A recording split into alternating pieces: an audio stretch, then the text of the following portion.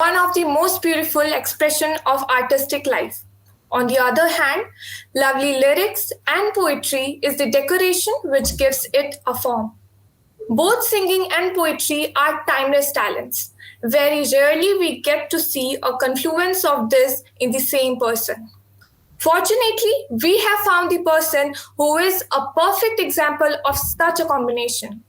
Live Talks ISM presenting to you all the guest of today's podcast, Mr. Abhas Jha, a soulful singer, a writer, a poet, and a podcaster with 2 YouTube channels having more than 1 million subscribers, where you can go and check out his songs, poems, writings, and also know about his life story through his YouTube videos. So let's welcome this multi-talented personality on our podcast and have a conversation with him. So, sir, if you want to introduce yourself to the audience watching this podcast. Hi, I am Abhas Jha. I am a singer, a poet, a storyteller, and an engineer. मैंने engineer के अलावा engineering में रहकर भी मुझे coding वगैरह का इतना नॉलेज कभी आया नहीं. इंजीनियरिंग के अलावा मैंने सब कर लिया. गाना गाने में शौक था तो गाना गा दिया, पोएम लिखने का शौक था तो पोएम सुना दी, और मैं बचपन से ही पोएम्स लिख रहा हूँ. यूट्यूब चैनल ऐसे एक्सीडेंटली बना दिया था और उसके बाद धीरे धीरे ग्रो किया, तो आज आपके साथ पॉडकास्ट करने का मौका मिल रहा है. सर वो तो दिखता है sir. Like as a engineer, मतलब हम तो अभी बने नहीं है, आप बन चुके हो. लेकिन आप में engineer, I am sorry to say, but वो होता है ना कि इंजीनियरिंग वाला कि हाँ बिल्कुल इंजीनियरिंग ही कर रहा हो बंदा, वैसा कुछ नहीं है. लाइक डेडिकेटेड देखा है, लाइक कि हर 2-3 दिन में आपके किसी ना किसी पेज पे कुछ ना कुछ होता ही है. लाइक वो कंटिन्यूअस राइटिंग जो आप पे चलता है, that's really impressive for me sir. मेरे घर में क्या है, मेरे घर में मेरी दीदी जो है वो इंजीनियर है. ठीक है, मेरी बड़ी बहन इंजीनियर है और मैंने भी उसी सेम कॉलेज से मैंने भी इंजीनियरिंग करी है. तो वैसा होता है कि घर में मतलब मुझे उसका एग्जांपल देते कि देख वो इंजीनियर करके कर रही है और तू क्या कर रहा है यहाँ पे ऐसे करके. तो वैसा चलता है मेरा अभी. बड़े भाई बहन होने का यही नुकसान है. फायदे बहुत सारे बट नुकसान यही है कि सुनना पड़ता है हमेशा. हाँ, definitely. So, sir, before we start the podcast, on behalf of entire Live Talks ISM family, I wish you all a very happy Valentine's Day. So, sir, as the day is Valentine and the whole atmosphere is full of love, romance, and affection, so let's have this podcast dedicated to all the lovers and their Valentine. So, let's celebrate the festival of love together with Abhas, sir.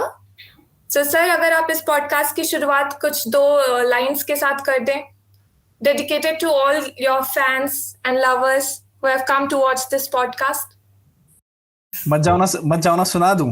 हाँ, like उसका 1-2 lines या उसका एक para type का, वो like ऐसे अंदर घुसा हुआ है सर.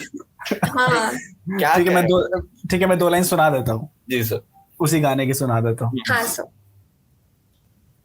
तुम जा रहे हो फिर कब मिलोगे, मुझे याद करना, रखना नजर में, देखो ना मुझको, करीब आओ ना तुम, सीने से मेरे लग जाओ ना तुम, मन ही मन में कहता रहा, तुमसे ना दिल की मैं बातें किया, मत जाओ ना, रुक जाओ ना, दिल मेरा तुमको बुलाता है, मत जाओ ना, जाओ ना, ये फासला रुलाता है. So mesmerizing as always. Sir, हम जब भी आपके गाने सुनते हैं ना, हम काफी ज्यादा कनेक्टेड फील करते हैं और सारे जो हमारे इमोशंस होते हैं ना, वो सारे उस गाने में ऑलरेडी होते हैं. So when we are talking about love, then how can we forget of your songs, your poems and your writings? जिससे हम actually we get the feel of love. So we feel so connected with your songs and poems. So being a writer, you get inspired either by your own life experiences or from someone else's experience. So, sir, from where you get the inspiration and ideas to write those heart-touching and soulful songs and poems? Like sir ऐसा होता है ना, ये तो English में पकाएगी आपको, मैं बता रहा नहीं, ऐसी कोई बात नहीं, मैं हिंदी में भी मेरा अभी सिर्फ आवाज आ रहा होगा, बट मैं थोड़ा सा बता दूं तो ऐसा होता है ना कि कोई बंदा राइटर होता है तो दिल के अंदर से जो वो निकल रहे होते हैं ख्वाब उसके, वो पुराने या तो पास्ट से रिलेटेड होते हैं या किसी दोस्त से रिलेटेड होता है। तो हमारा पॉइंट यही है कि वो कहाँ से आ रहा है सर, इंस्पिरेशन क्या है उसका? हाँ सर। इंस्पिरेशन में बताऊं तो मेरी लाइफ से ही है। जैसे अभी जैसे मत जाओ ना सॉन्ग जो था, Yes, वो मैंने लिखा था अपने स्कूल टाइम पे, 12th स्टैंडर्ड में। तो मतलब एक लड़की टाइम ले लिया सर रिलीज करने में। पैसे नहीं थे ना उस टाइम पे। वो भी सही है सर। तो एक लड़की थी उस टाइम पे, तो मतलब थी, मतलब अच्छी खासी दोस्त थी। वो लाइक जो वहां चली गई है आपके, फॉरेन वाली क्या, जो अब्रॉड चली? नहीं, फॉरेन वाली तो कॉलेज में थी, स्कूल की बात कर रहा हूँ। ओके सर, तो मतलब आपकी स्कूल लाइफ में भी थी कोई, फिर कॉलेज लाइफ में भी? तो काफी इंटरेस्टिंग होगा ये जानना। थी मतलब वैसी वो नहीं थी, बस दोस्त थी, मतलब दोस्त से थोड़ी सी ज्यादा वाले जो होते हैं उस टाइप का, तो वो थी। तो वो जा रही थी, मतलब हम सेम बस में जाते थे, तो उसका ट्रांसफर हो गया, मतलब वो ट्रांसफर हो गया था तो उसके पापा का, तो वो शिफ्ट हो गई थी कहीं, मतलब हमारे रूट चेंज हो गए बस के।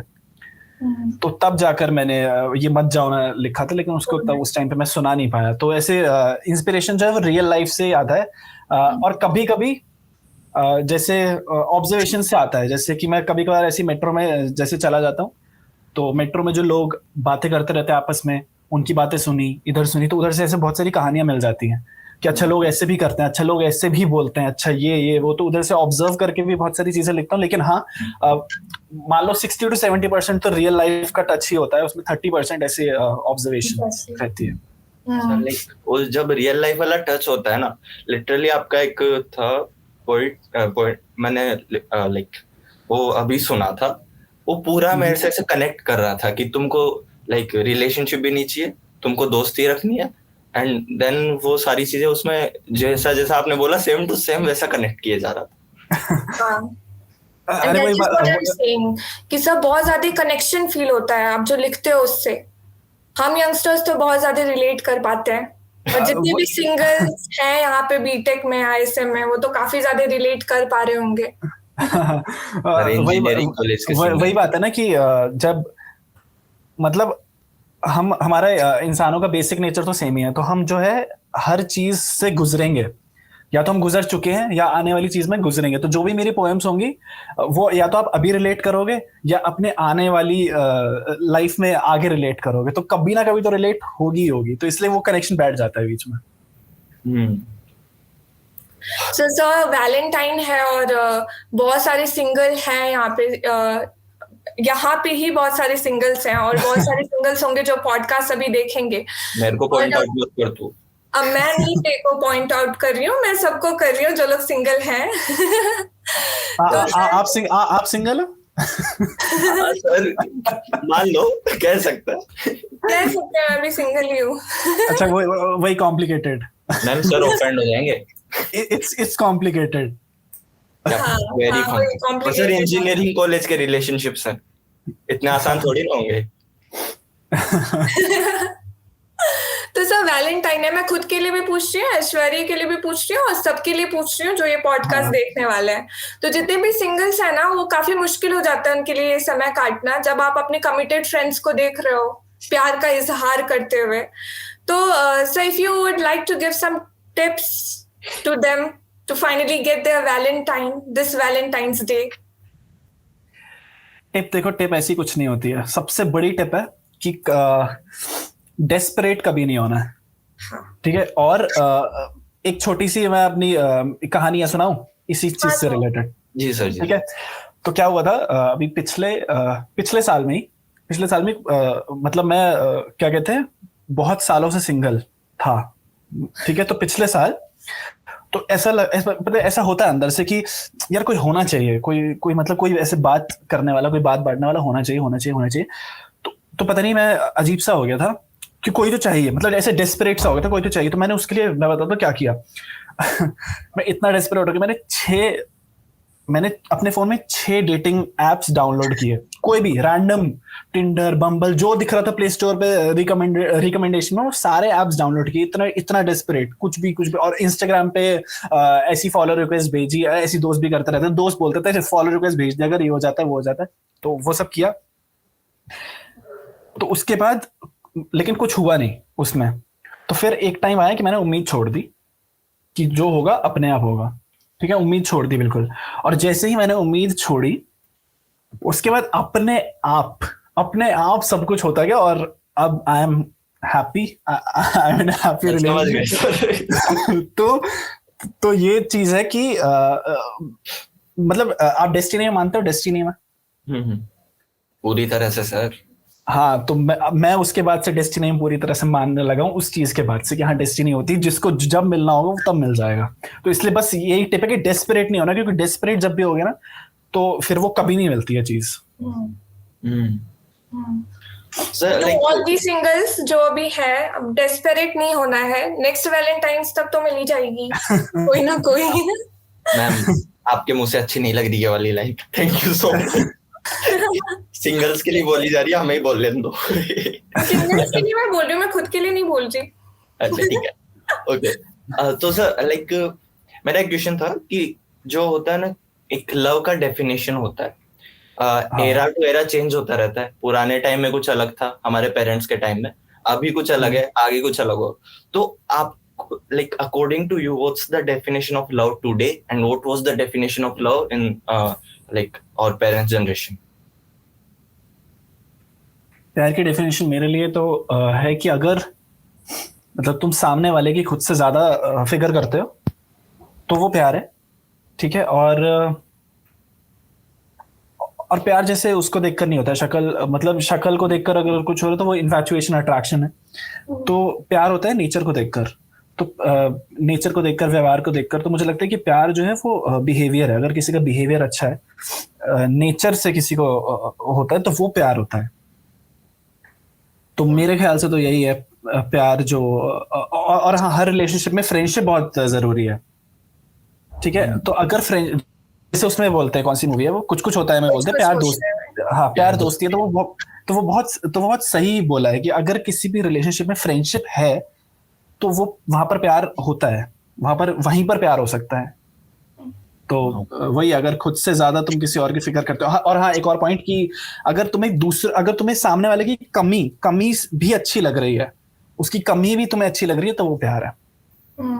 इससे रिलेटेड मेरे को एक लाइन याद आ रहा है, लाइक हमारे एक चैप्टर था, उसमें था कि I accept you with all your like prizes and cons, ऐसा कुछ था। लाइक जितने भी तेरी अच्छी चीजें हैं, जितने भी बुरी चीजें, उन सब के साथ मैं एक्सेप्ट करता हूँ।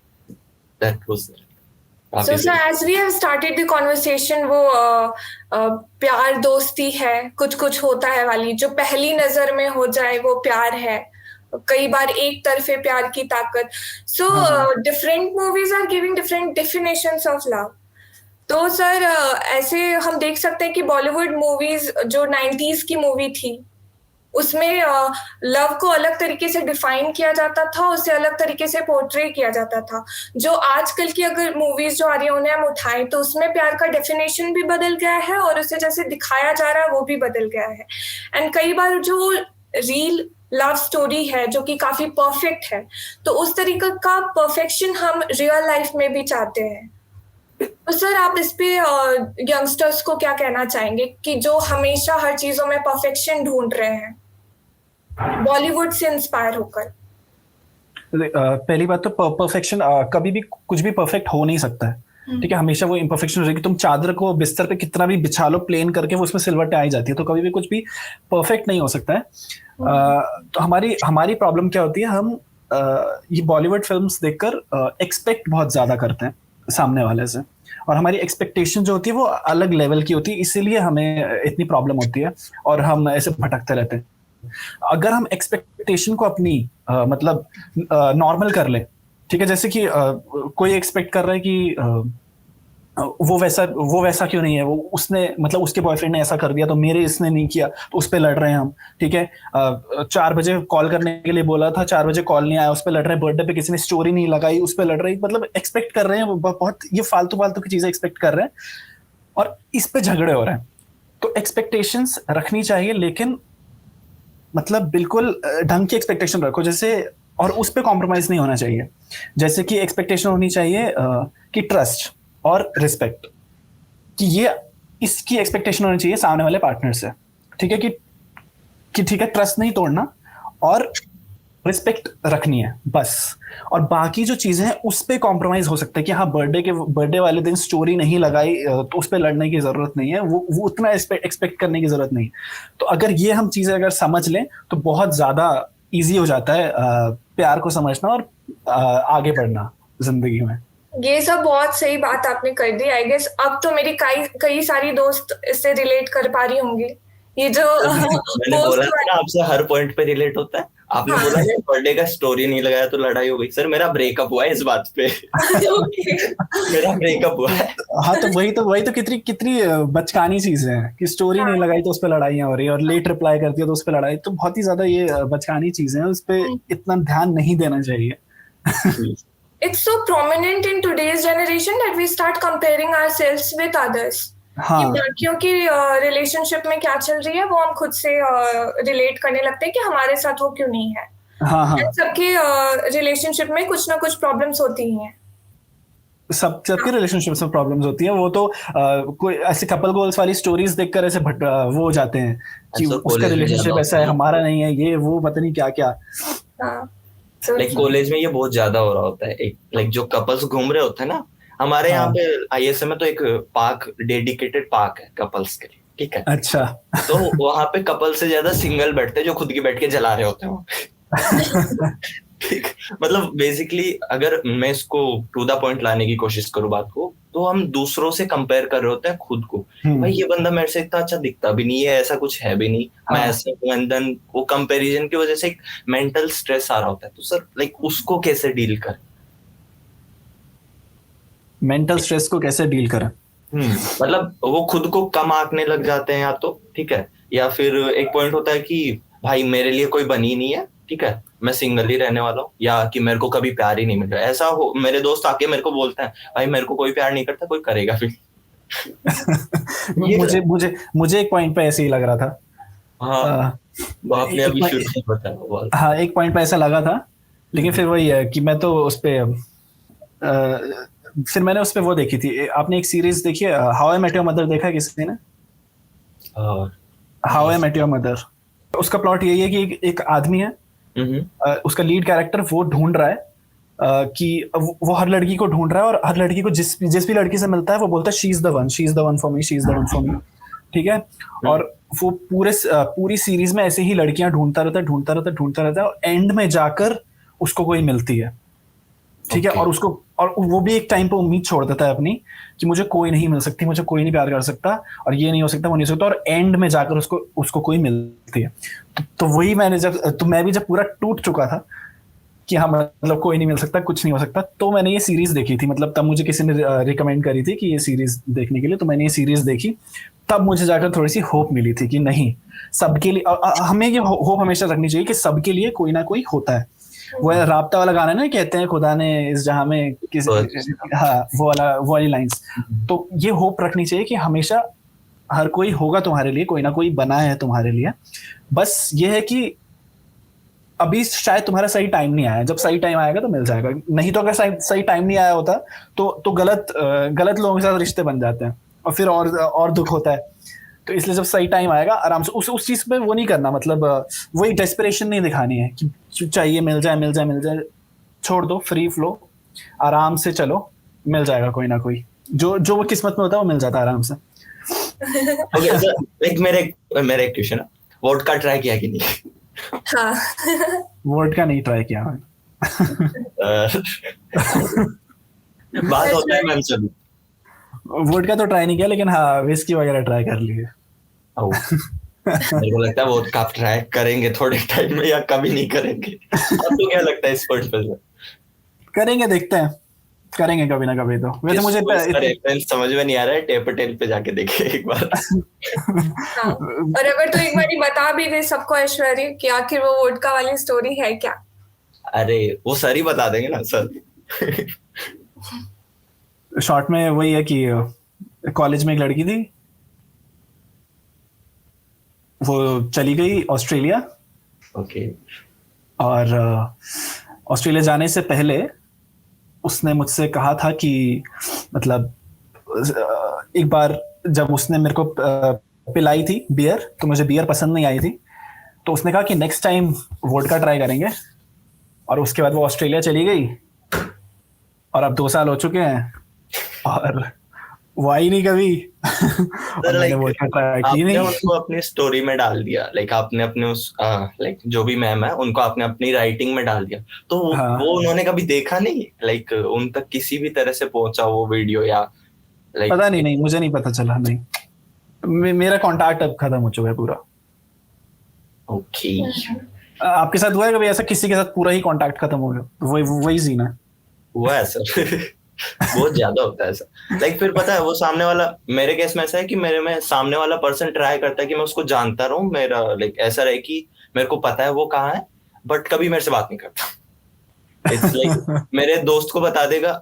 मतलब एक बार ऐसा हुआ कि उसका सिलेक्शन हो गया था किसी आईआईटी में, एंड देन वो मेरे दोस्त को बताती है कि मेरा इस आईआईटी में हो गया है, लाइक आउट ऑफ नोवेयर, वो जानती भी नहीं है उसको, ठीक है। फिर मेरी दोस्त मेरे को बता रही कि उसका मैसेज आया, क्या करूं, लाइक क्या करेगी वो, मेरे को बताना चाह रही, तेरे को पता नहीं चला। बेसिक पॉइंट होता है, लाइक होता है ना, ध्यान भी रखना चाहते हो और छोड़ना भी नहीं चाहते। वही तो बहुत सी ऐसा, जैसे हम कॉलेज लाइफ की बात कर रहे हैं तो हम कई सारी चीजें ट्राई करते हैं, नई चीजें, एकेडमिक्स से रिलेटेड, को करिकुलर एक्टिविटीज से रिलेटेड, नए दोस्त बनाते हैं, दोस्तों में ही कई बार प्यार मिल जाता है, पर सारी चीजों के बीच ना चीजें नहीं मैनेज हो पाती हैं कई बार। कुछ लोग प्यार के लिए दोस्ती छोड़ देते हैं, कुछ लोग दोस्ती के लिए प्यार छोड़ देते हैं, और कुछ लोग पढ़ाई के लिए दोनों ही त्याग देते हैं। So sir, how to manage प्यार, दोस्ती, यारी along with पढ़ाई in college life? देखो, अगर आप इंजीनियर हो तो सबसे पहले तो मैनेज करना तो आपको आता ही होगा, क्योंकि इंजीनियरिंग से मुझे कुछ मिला ना मिला हो, लेकिन मैनेज करने की स्किल्स बहुत अच्छी से मिल गई है। क्योंकि क्या होता है इंजीनियरिंग में, assignments, 1000 assignments, projects, exams, attendance भी पूरी करनी है, तो सब एक साथ मैनेज होता चला जाता है।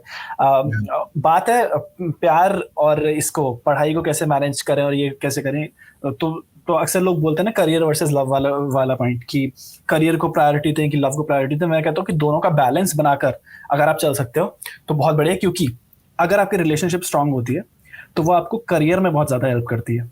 क्योंकि देखा होगा आपने, जब आप सिंगल होते हो ये तो आपको मतलब होता है कि जैसे मैंने ही अपना बताया कि हाँ कोई चाहिए बात करने के लिए, कोई होना चाहिए, तो वो टेंशन निकल जाती है एक, तो आप पूरी तरह अपनी पढ़ाई पे फोकस कर सकते हो। लेकिन ये तभी होता है अगर आपकी रिलेशनशिप स्ट्रांग होती है, रिलेशनशिप अच्छी होती है। अगर आप एज अ पार्टनर दोनों को सपोर्ट कर रहे हो आपस में, तो वो आपको करियर में बहुत हेल्प कर सकती है, ठीक है। तो आप साथ साथ में ग्रो कर सकते हो। ऐसा नहीं कि मतलब दोनों एक दूसरे को समझ ही नहीं रहे कि वो मुझे टाइम नहीं दे रहा, वो मुझे टाइम नहीं दे रही। आप दोनों को टाइम भी दे रहे हो, लेकिन आपका मतलब बिल्कुल फिक्स्ड है कि ठीक है इस दिन मिलेंगे तो मिलेंगे, और लेकिन अभी काम का वक्त है तो अभी काम का वक्त है, इस दिन ये इस चीज का वक्त है तो इस चीज का वक्त है। अगर आप ऐसे बैलेंस बना के चल रहे हो तो इसमें दोनों की अंडरस्टैंडिंग बहुत जरूरी होती है। तो करियर, और अगर रिलेशनशिप स्ट्रांग है तो करियर में बहुत ज्यादा हेल्प करता है। ये मैंने अभी देख लिया, क्योंकि अब मेरी वो रिलेशनशिप वाली टेंशन गई, अब मैं सारा फोकस इधर है, और वो भी अच्छे से समझ रही है मुझे, मैं भी अच्छे से समझता हूँ उसे, तो वो वाली टेंशन अब एकदम खत्म, अब सारा फोकस इधर, तो अच्छे से ग्रोथ हो पा रही है। तो वो मैंने देख लिया है। So sir, you are committed. हाँ, तो अभी ही बहुत सारी लड़कियों का भी दिल टूट चुका है जो पॉडकास्ट देख रही हैं। पहले ही टूट गया। हाँ। ओके, तो सर कॉलेज लाइफ के एक्सपीरियंस की बात हम करते हैं आपकी, जैसे आप सिंगर हैं, राइटर हैं, तो इन सब की शुरुआत कॉलेज लाइफ में कहीं ना कहीं हो जाती है। तो सर आप कौन कौन से कम्युनिटी ज्वाइन की होंगी, लाइक कॉलेज में हमारे यहाँ पे क्लब्स है, सिंगिंग का अलग क्लब, बैंड होता है, तो ऐसी एक्टिविटीज में आप किस तरह से पार्टिसिपेट कर रहे थे? मैं म्यूजिक क्लब में था अपने, तो मैं कभी कभार मतलब कॉम्पिटिशन्स और फेस्ट में गाता था। तो सिंगिंग वगैरह मैं सिंगिंग करता हूँ, लेकिन अभी मुझे कोई इंस्ट्रूमेंट बजाना नहीं आता है। तो सबसे पहले जो मैंने कॉलेज में यूट्यूब चैनल बनाया था, तो वो मैंने गाने का बनाया था। मैं गाता था उसमें कैरियोके चला के, लैपटॉप में कैरियोके चला दिया और वैसे फ़ोन से रिकॉर्ड कर लिया। तो वो इतना काम किया नहीं, क्योंकि मेरे इंस्ट्रूमेंट बजाना नहीं आता, तो इंस्ट्रूमेंट के साथ ज़्यादा सही लगता है वो गाने गाने वाली चीज़। तो उसी टाइम पे मुझे दिखा भी था कि मेरी एक डायरी थी जो मैं स्कूल टाइम पे अपनी पोएम्स लिखता था। उसी टाइम में मुझे अपनी पुरानी डायरी मिली थी। तो जब मैं अपनी पुरानी डायरी पढ़ रहा था, तो मैंने देखा कि मुझे लगा ये तो अच्छी चीज़ लिखी है मैंने, मतलब ये तो कुछ अच्छा लग रहा है मुझे पढ़ने में, लिखा। तो मैंने सोचा कि इसी को क्यों ना मैं एक बार जरा पढूं और रिकॉर्ड करके अपलोड करके देखता हूँ। तो वैसे वैसे मैं अपनी पोएम्स भी रिकॉर्ड करने लगा, और गाना चल ही रहा था साथ साथ में, और पोएम्स भी रिकॉर्ड करने लगा। तो थोड़ा पोएम्स पे रिस्पांस थोड़ा अच्छा मिलने लगा, तो मैंने पोएम्स को कंटिन्यू किया और गाने को तब तक बंद कर दिया कि गाना जब ढंग से करेंगे तो गाना गाऊंगा, पहले पोएम्स का देख लेता हूँ। तो उधर से मैंने यूट्यूब चैनल अपने कॉलेज में ही बना लिया था 2017 में। मैं कौन सी ईयर में था, सेकेंड ईयर में मैंने चैनल बना लिया था अपना। तो यूट्यूब भी चल रहा था तब और कॉलेज भी चल रहा था साइड बाय साइड। तो सर यूट्यूब की शुरुआत कॉलेज से हुई, कॉलेज के सेकेंड ईयर से। एंड सर पोएम्स और राइटिंग्स की शुरुआत कब से हुई? लाइक आपने लिखना कब से शुरू कर दिया? मैं लिख रहा हूँ सेकेंड क्लास से। ओके, मतलब ज्यादा लंबा हो गया सर। नहीं, मतलब वैसा नहीं लिख रहा हूँ, मतलब कि वो होता है ना कि अंदर से एक वो था, लिखने का शौक था और पढ़ने का शौक था। मैं अपनी पोएम्स पढ़ता रहता था, जो एलकेजी और यूकेजी क्लासेस की जो पोएम्स, राइम्स की पोएम होती है वो पढ़ता था। तो सेकंड क्लास में मैंने अपनी पहली पोएम लिखी थी अपनी बॉल के ऊपर। एक छोटी सी मेरी बॉल थी जिसमें खेलता था, उसके ऊपर लिखी थी। वो वैसी मैं राइम करता था, कैट बैट रैट मैट ऐसे वाली राइमिंग करके मैं कुछ लिख रहा था। तो मैं जो देखता था उस टाइम पे उसकी पोएम लिख देता था। टॉम एंड जेरी देखता था, टॉम एंड जेरी के ऊपर पोएम लिख दी, कुछ भी लिख दिया। मिस्टर बीन देखा तो मिस्टर बीन के ऊपर पोएम लिख दी। तो वैसे वैसे करके आदत बन गई। तो सेकंड क्लास में मैंने ऐसे लिखा, लेकिन फिर जब नॉर्मली लिखना स्टार्ट किया तो 9th क्लास में लिखा ढंग से, और फिर मैंने फिर छोड़ दिया। 9th क्लास में लिखा, फिर छोड़ दिया, और फिर जब अच्छे से लिखा तो 12th क्लास के बाद और कॉलेज मिलने से पहले जो टाइम होता है, गैप होता है 2-3 महीने का, उसमें मैंने अपनी पोएम्स लिखना स्टार्ट करी थी। So nice, so inspiring as well कि आपने इतने राय मटेक्स उधर से आया ना, सेकंड क्लास से। मुझे राइम्स में बहुत इंटरेस्ट है, मतलब कि वर्ड्स जो राइम होते हैं मुझे बहुत अच्छा लगता है सुनने में, वो बचपन से ही। तो इसलिए मैंने चैनल का नाम भी राइम से ही रखा है, राइम। और एक शो आता था आर्ट अटैक डिज्नी पे, तो उससे राइम अटैक्स करके मैंने उससे बना दिया। So this is the origin of rhyme attacks. Okay, sir. तो सर जैसे कि हम बात कर रहे थे प्यार के बारे में, सो डेफिनेशन जो प्यार का हमने किया तो वो तो चेंज हो ही गया है पहले के जनरेशन से अभी के जनरेशन में। तो sir faces of love changes from generation to generation. It had different form in past generation, it is different for our generation, and it's definitely gonna be evolving for the coming generation. So how to make the generation of our parents, make them understand our generation love, like how to convince them? इसका personal सवाल है sir. नहीं, ये personal नहीं है, मेरे दोस्त ने पूछा ना, उसके पूछ रही हूँ ये। ऐसे होता है, थेरेपिस्ट के पास जाके ऐसे ही बोलते हैं, मेरे दोस्त को ऐसे। नहीं, ये मैं सबके लिए पूछ रही हूँ। ये सर मुझे लगता है कि पहले हमारी क्या प्रॉब्लम है आज कि हमें खुद ही नहीं पता है कि प्यार है कि नहीं है। हाँ, ठीक है, हम खुद ही कमिटमेंट से डर रहे हैं आजकल। अगर हम देखें तो सबसे पहले पेरेंट्स को समझाने से पहले हमें खुद समझना चाहिए कि सच में प्यार है कि नहीं है। ठीक है, क्योंकि इतना ये चलता है ना, कैजुअल रिलेशनशिप्स, ये फ्लिंग्स, ये वगैरह वगैरह, तो कमिटमेंट से डरते हैं लोग कि एक ही के साथ कैसे रहेंगे, ऐसे वगैरह वगैरह। तो ऐसी मेरी गर्लफ्रेंड भी थी, तो वो भी मतलब जब स्टार्ट हुआ था हमारा तो ऐसे ही वो भी बोलती थी, मतलब वो भी कमिटमेंट्स, उसको भी कमिटमेंट इश्यूज थे कि ये वो। तो वही है कि हमें खुद ही नहीं पता है कि अभी प्यार है कि नहीं है, तो पहले हमें खुद अपने आप को क्लियर करना पड़ेगा कि हाँ भाई सच में प्यार है कि नहीं है। और पेरेंट्स को जब समझाने वाली बात आएगी तो पेरेंट्स को समझाना थोड़ा सा मुश्किल होगा, बट वो समझ जाएंगे जब आप समझ जाओगे ढंग से, और आपकी जब आंखों में और बातों में, बिहेवियर में दिखेगा कि हाँ आपको सच में ही कुछ है उस इंसान के लिए, आप भी कंफ्यूज नहीं हो, आप पूरे रेडी हो उस डिसीजन के लिए, तो पेरेंट्स मान जाते हैं। थोड़े टाइम बाद, मनाने के बाद मान जाते हैं। मेरी दीदी के साथ भी ऐसा ही हुआ है। नहीं मान रहे थे, फिर मान गए। ओके, ये वाला बताइएगा सर प्लीज। हर्षिता को मोर क्लियरिटी के लिए, मतलब और ज्यादा क्लियर। सबको है, जो भी है ना सबको है, मुझे सिर्फ नहीं है। मैं तेरे को पॉइंट आउट करूंगा। Yes sir. हाँ, वो कुछ नहीं था, वो ऐसे ही था कि वो भी कॉलेज में मिले थे, तो हाँ उनका मतलब चल रहा था, तो देखा कि मतलब 7 साल हो गए थे, तो पेरेंट्स नहीं मान रहे थे वैसे, लेकिन फिर थोड़े टाइम बाद जैसे बोला, मनाया, ये मतलब बातें बताई कुछ कि हाँ ये ऐसा है वैसा है, तो जब दिखने लगा कि हाँ सच में बहुत मतलब सीरियस है, सच में है कुछ बीच में, तो फिर धीरे धीरे करके वो होता गया, वो मान गए फिर एंड में। एंड 7 years बहुत बड़ा समय होता है, यहाँ पे 7 months हाँ, के लिए नहीं चल पाते हैं रिलेशनशिप। हाँ तो वही मैं कह रहा हूँ कि हमें पहले खुद समझना पड़ेगा कि सही है कि नहीं है, और अगर हम खुद समझ, मतलब वही चीज है ना कि अगर हमें खुद समझ आ चुका है तभी हम दूसरों को समझा सकते हैं। तो वो समझाने की भी एक टेक्निक होती है, लेकिन वो टेक्निक तभी आएगी जब हम खुद समझ जाएंगे कि हाँ क्या है हमारे बीच, आपस में है क्या।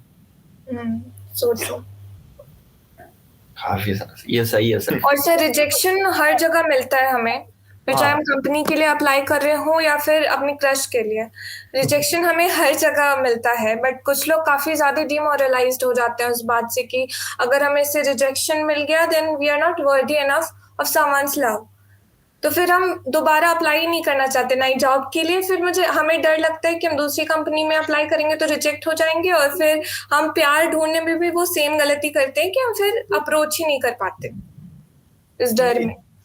रिजेक्शन तो बहुत नॉर्मल चीज़ है, और रिजेक्शन मिलना भी चाहिए।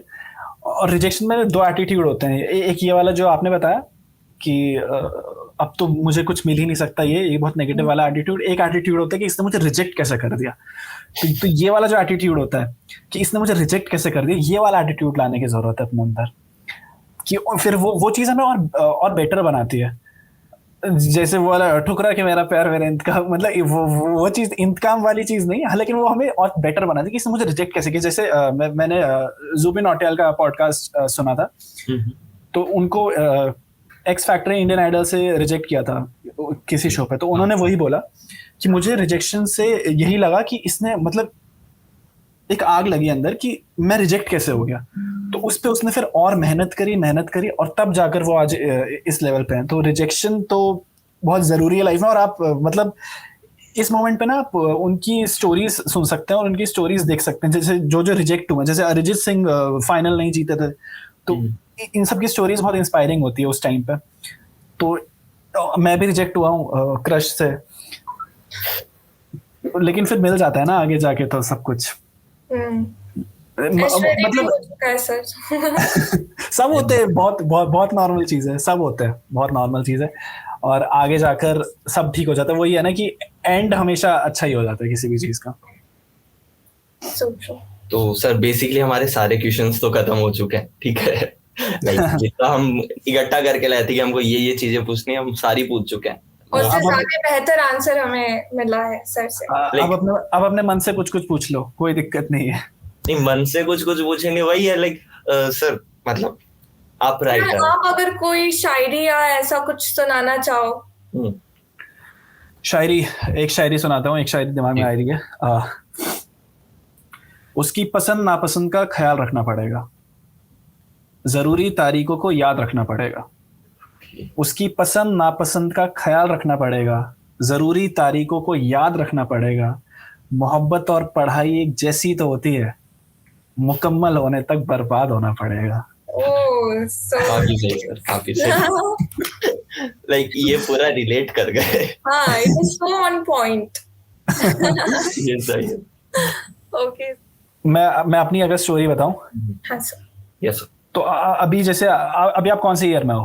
तो सर सेकंड ईयर में है हम दोनों। अच्छा, अभी तो आप बहुत छोटे हो फिर। ये तभी सर बोल रहे हैं सर। मुझे लगा फोर्थ ईयर क्या? नहीं सर। हाँ तो जैसे होता है ना कि लाइफ में कुछ पता नहीं होता कि करना क्या है। हम्म, हाँ तो मेरे और सबकी लाइफ में होता है कि करना क्या, और आगे का बहुत डर लगता रहता है कि आगे क्या होगा, कैसे होगा, क्या करना है। तो अभी अगर मैं अपनी स्टोरी बताऊं तो अभी से 5-6 साल पहले मुझे लगता था कि मैं कहीं जॉब कर रहा हूँ या कुछ कर रहा हूँ, लेकिन अंदर से एक वो था कि मुझे जॉब नहीं करनी है, क्योंकि मुझे मतलब जॉब में मज़ा नहीं आता है। ऐसा था, मुझे दूसरों को देखकर लगा कि मतलब कि परेशान, मतलब मेरी दीदी थी तो जॉब करती थी, तो कितने परेशान रहते हैं वो, और मुझे मतलब जॉब करने का कभी स्कूल से ही मन नहीं था कि मुझे जॉब करनी है। लेकिन इंजीनियरिंग, अब साइंस ली थी तो इंजीनियरिंग करनी पड़ी। घर वालों का भी थोड़ा प्रेशर था तो इंजीनियरिंग करी। लेकिन मेरी बस यही टिप है कि अगर आपकी कोई हॉबी है तो उसको प्लीज साइड बाय साइड करते रहना। वो आपको नहीं पता कि आपकी हॉबी जो है वो कब जाकर आगे ऐसे बम फोड़ेगी, नहीं पता। तो अगर आपकी कोई हॉबी है, कुछ भी है, कुछ भी, उसको साइड बाय साइड करते रहना। क्योंकि मुझे लगता है कि अगर मैंने वो अपनी वो हॉबी उस टाइम पे नहीं मतलब उसको यूज नहीं किया होता तो मुझे शायद बेमन से जॉब करनी पड़ती। तो वही है कि अगर आपको लगता है कि आप कहीं फंसे हुए हो, आपको कुछ पता नहीं कि आगे का रास्ता क्या है, तो आपको ना उसी टाइम पे अपने लिए एक सुरंग बनानी होती है। अगर आप किसी जेल में कैद हो तो आपको अपने लिए सुरंग बनानी होती है। तो ये जो यूट्यूब था ये मेरा सुरंग था, ठीक है। और वो कॉलेज अगर मैं मानूं तो कॉलेज एक जेल टाइप का, और सुरंग ये यूट्यूब था। तो और ये सब चीजें अपने आप आई मेरे पास। होता है ना कि अपने आप वो इसलिए डेस्टिनी में मेरा बहुत ज्यादा ऐसे बिलीव है कि मतलब सब सब कुछ अपने आप आता गया। यूट्यूब चैनल अपने आप बना, मुझे अपने आप ओपन माइक के बारे में पता चला, मैं अपने आप ओपन माइक करने गया, अपने आप वो वीडियो वायरल हो गए, अपने आप ये हुआ वो हुआ, बहुत सारी चीजें हुई। और मतलब उस टाइम पे मैं सोचता था कि स्पॉटिफाई के बारे में, ठीक है। मैंने स्पॉटिफाई को कितने मैसेजेस किए थे, मेल्स किए थे। टेप पटेल को मेल किया था कि मुझे अपने स्टेज पे मतलब मैं कर सकता हूँ, मैं बोल सकता हूँ, मुझे अपने स्टेज पे परफॉर्म करने का वो चांस दो। और फिर उनका अभी खुद से आया कि आओ मतलब स्टेज पे मतलब परफॉर्म करने के लिए। तो लेकिन वो लगता दोनों है कितना टाइम लगा? मतलब लाइक आपने मैसेज किया एंड सामने से मैसेज आया, उसमें कितना टाइम लगा? बहुत टाइम लगा। टेप पटेल वाला तो शायद 3 साल, ओके। मतलब उस टाइम पे मैसेज किया था। और ये स्पॉटिफाई वाला मेरे ख्याल से 1.5 साल हो गया उसको, स्पॉटिफाई को। नहीं, 1.5-2 साल, हाँ उसको भी हो गया स्पॉटिफाई वाले को। लाइक वही है, पहले आप चाहते थे कि ये चीजें मेरे को वो करें, एक्सेप्ट करें, हाँ। एंड देन आपने अपनी मेहनत से उन सबको एक्सेप्ट करवा लिया, लाइक कि हाँ अब तो मैं हूँ।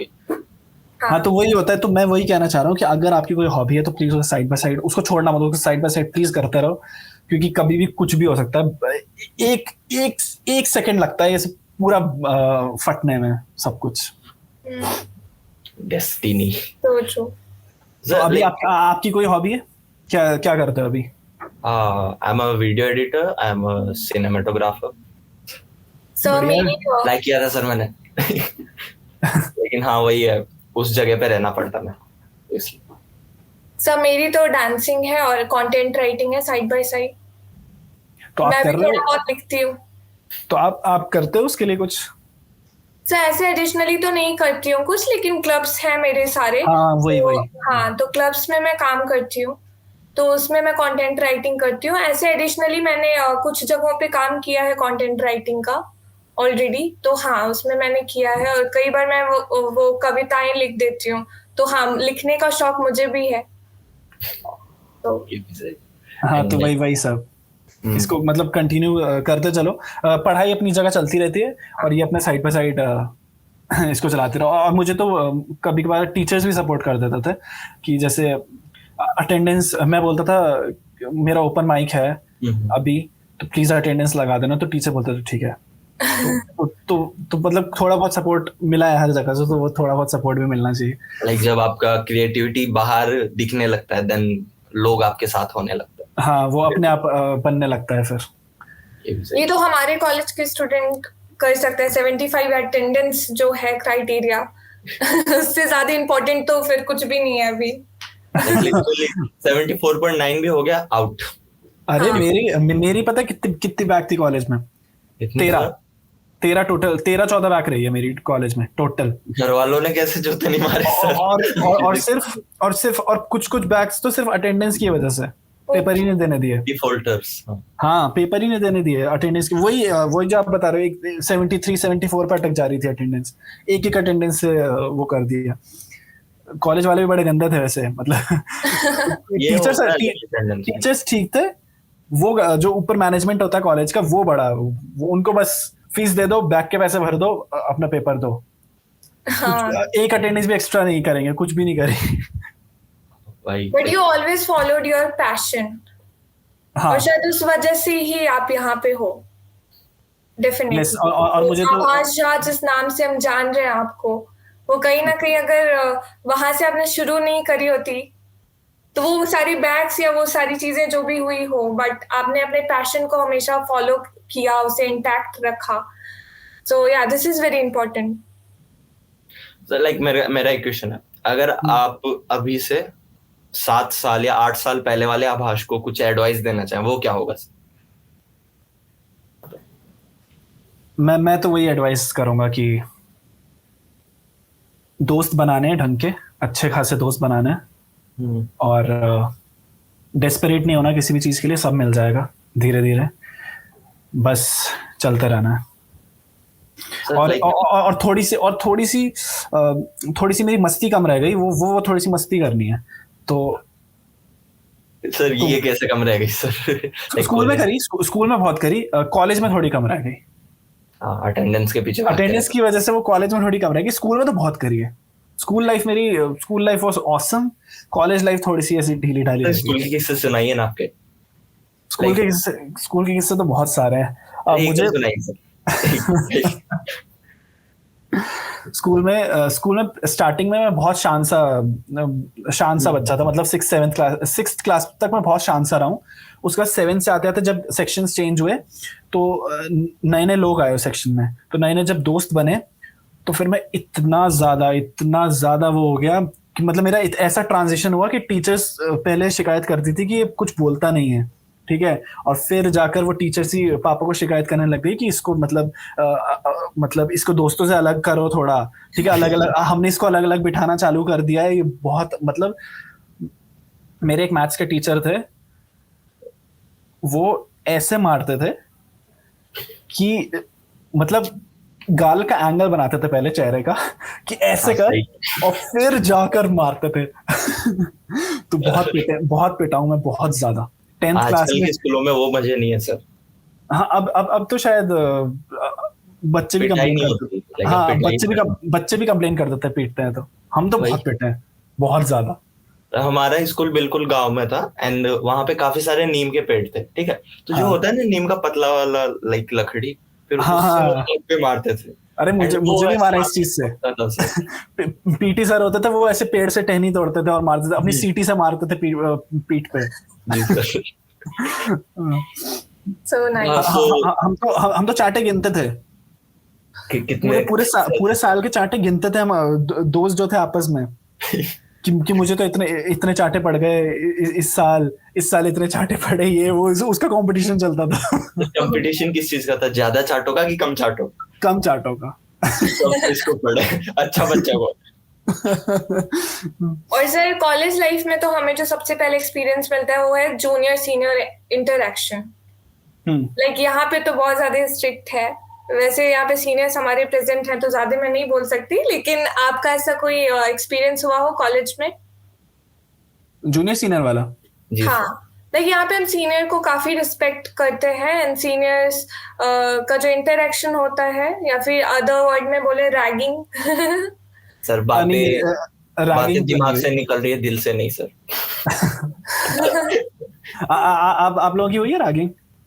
नहीं सर, रैगिंग नहीं होता, इंटरेक्शन होता है। इंटरेक्शन में थोड़ी बहुत तो खिंचाई होती है। हाँ वो तो होता ही है। हम रैगिंग वाले पे बीप डाल देंगे सर। लेकिन मेरी ऐसे रैगिंग नहीं हुई। अब मेरी तो प्रॉब्लम थी कि मैं मतलब मेरा रजिस्ट्रेशन लेट हुआ था, तो उसकी वजह से मेरा इतना सीनियर्स के साथ स्टार्ट था, क्योंकि मेरा रजिस्ट्रेशन लेट हुआ था तो मुझे बैच भी एकदम अलग मिले, और जब तक मैं आया तब तक वो इंटरेक्शन रैगिंग वैगिंग सब हो चुकी थी, तो मैं तो बच गया था, मैं तो निकल गया था। एंड लाइक अभी तो हमारे सारे पॉइंट्स खत्म हो चुके हैं, पॉडकास्ट एंड की तरफ है। आप कुछ बोलना चाहे, लाइक कैसा रहा मतलब अभी तक का आपका एक्सपीरियंस? जैसा हम यूट्यूब पे देखते हैं, जैसा हम इंस्टाग्राम पे देखते हैं, काफी सारे अप्स एंड डाउन्स हैं, एंड आप क्या सोचते हैं कि आगे आपको कहाँ तक जाना है? अप्स एंड डाउन्स तो यार हमेशा से चल ही रहे हैं, अभी भी चल रहे हैं। वो तो साइन कर आगे रहा है। आगे कहाँ तक जाना है? आगे मुझे सिंगिंग में कुछ मतलब म्यूजिक में करना है सही से। राइटिंग वाइटिंग का चल रहा है मेरा ढंग से, अब सिंगिंग की तरफ, मेरा म्यूजिक की तरफ थोड़ा सा ज्यादा, क्योंकि म्यूजिक जो है मेरा पहला प्यार है। सर नेक्स्ट सॉन्ग कब आ रहा है सर? नेक्स्ट सॉन्ग मैंने अभी शूट कर लिया है, देखते हैं दो महीने शायद। जल्दी करो सर, ऐसा लाइक वो ज्यादा वेट करवा दें क्या? लाइक जैसे सॉन्ग्स का आपने बता दिया, एंड कुछ व्लॉग्स का ऐसे कुछ भी प्लान है कैसे? यार व्लॉग्स तो मेरे को ना फोन पकड़ने में थोड़ी सी दिक्कत होती है, मतलब मेरे से ऐसे होता नहीं है ये। ट्राई किया था सर? ट्राई हाँ किया था, लेकिन फिर मैंने कहा ये मेरे लायक नहीं है, मतलब ये मुझसे नहीं हो पाएगा। लाइक मेरा फील्ड नहीं है। हाँ ये मतलब व्लॉग्स मैंने सोचा तो था बनाने का, लेकिन फिर मैंने सोचा कि और इतना ही कि मैं ज्यादा बाहर नहीं जाता, मतलब ज्यादा ट्रैवल नहीं करता, तो मैं सोचा इसमें क्या ही दिखाऊंगा, अपने घर में बैठा हुआ क्या ही दिखा। ट्रैवल से ज्यादा मनाली कैसा रहा सर? मनाली मुझे बहुत मजा आया, बहुत ज्यादा। उधर टेम्परेचर हो रहा है अभी माइनस में, तो उधर अभी हम भी जाके आए थे, लाइक मैं शुरू में ही जाके आया था 1 to 7 जनवरी, तो हमको आगे जाना पड़ा था बर्फ के लिए। अभी आपको उधर मनाली में मिल गया होगा। हाँ मतलब अभी तो स्नोफॉल हो रही है वहां पे तगड़ी, मजा आ गया मनाली में। 3-4 दिन रहा, अभी तो मिस कर रहा हूँ मनाली को। यहाँ पे इतनी गर्मी है। हाँ इधर धनबाद की तरफ भी बहुत ज्यादा गर्मी हो रखा है सर। यहाँ अभी 25 डिग्री हो गया, उधर अपना माइनस में था। एक और लाइक जो टेपर टेल पे आप गए थे, बेसिकली वो इनिशियल टाइम ही था आपका स्टेज पे, है ना? लाइक उससे पहले ऐसा नहीं था आपका स्टेज वाला, बट आप जब वो पहली बार गए उसका एक्सपीरियंस कैसा रहा सर? लाइक आपने बोला कि 5 मिनट तक आप तैर जाते, देन वहां पे आपने कैसे मैनेज किया? स्टेज पे टेपर टेल से पहले स्टेज पे मैं गया था, मतलब ओपन माइक्स में करता था, लेकिन वो क्या था कि ऑडियंस का फर्क रहता था। जिस स्टेज पे मैं गया था तो वहाँ पे 50-60 ऑडियंस रहती थी इतनी, और टेपर टेल वाले स्टेज पे 600 ऑडियंस थी। एकदम से ट्रांजिशन ये हुआ कि मतलब 60 से सीधा 600 वाली ऑडियंस। तो कॉन्फिडेंस मेरे को कैसे आया उसमें जो स्टेज था और आगे जो ऑडियंस थी, ऑडियंस के ऊपर अंधेरा था, तो मुझे पता ही नहीं लगा कि कोई ऑडियंस है। कॉन्फिडेंट रखने के लिए वो कर देते हैं, लाइक लाइट डिफरेंस कर देते हैं। ठीक है, तो मुझे पता ही नहीं चला कोई ऑडियंस है। अब बस मैं बोल रहा हूँ और तालियां बज रही है, लोग हंस रहे हैं, और थोड़ी देर तक मेरे पैर कांपे उसमें भी। लेकिन उसके बाद जब मैंने ऑडियंस को देखा कि ऑडियंस की साइड से बहुत अच्छा रिस्पॉन्स आ रहा है, तो फिर मैं एकदम कॉन्फिडेंट हो गया, एकदम चिल कि चलो अब कर सकते हैं। जैसे ही तो वो तो 1-2 मिनट के बाद ही एकदम मैं चिल हो गया कि चलो अब तो कर सकते हैं। सही है सर। हाँ thank you so much sir, इतने अच्छे से आपने सारी चीजों को एक्सप्लेन किया, हमें बताया कि हम कैसे अच्छा कर सकते हैं। और सर मुझे बड़ा मजा आया, थैंक यू सो मच मुझे इनवाइट करने के लिए, और मुझे बहुत मजा आता है ऐसे इंटरेक्ट करने में, बात करने में। और जब ऐसे कॉलेज वाले ये होते हैं शोज या पॉडकास्ट कुछ भी होते हैं, तो